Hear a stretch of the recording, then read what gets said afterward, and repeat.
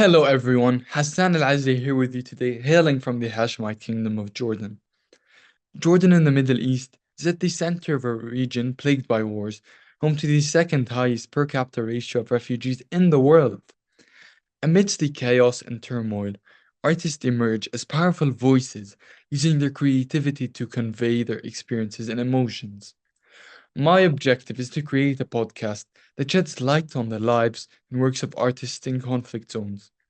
The podcast will highlight resilience by showcasing artists and delving into their personal stories and artistic journeys, amplify voices by helping raise awareness about the power of art as a means of expression and healing, promote cross cultural understanding through in depth conversations with artists from diverse backgrounds, fostering empathy and global solidarity, and to include a visual component alongside the audio interviews.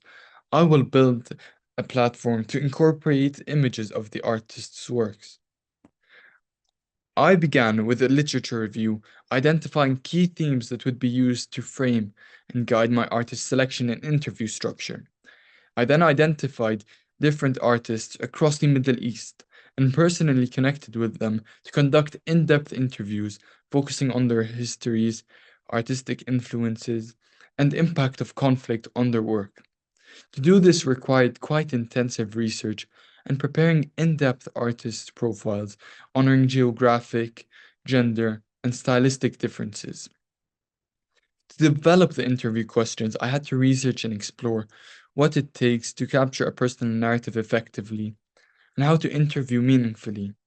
I had a base set of questions to be shared across each, then more detailed ones for each artist to help draw out their specific niche journey. Contacting the artists themselves to invite them to share deeply personal histories also at times required a meeting prior to the interview to present my project and how their contributions would be used. It was quite an iterative process, and I learned a lot about effective translation, as some artists wished to be interviewed in Arabic. The editing itself required learning to use the software, selecting and considering visual angle choices to optimize aesthetic impact. I also explored aspects of curation in order for my podcast to tell a holistic story on my platform with their images.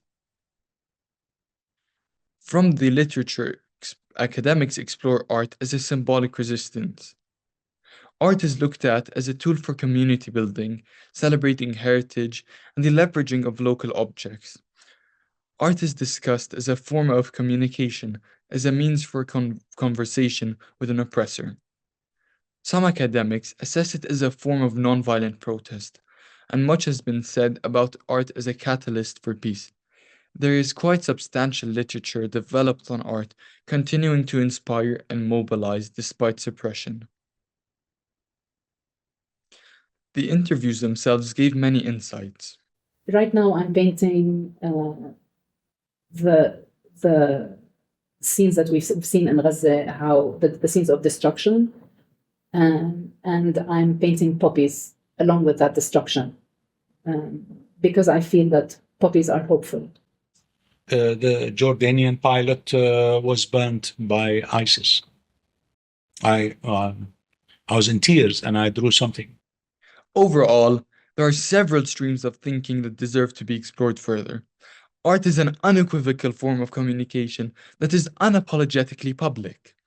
It is a political form of spatialized aesthetics, a canvas that promotes a message.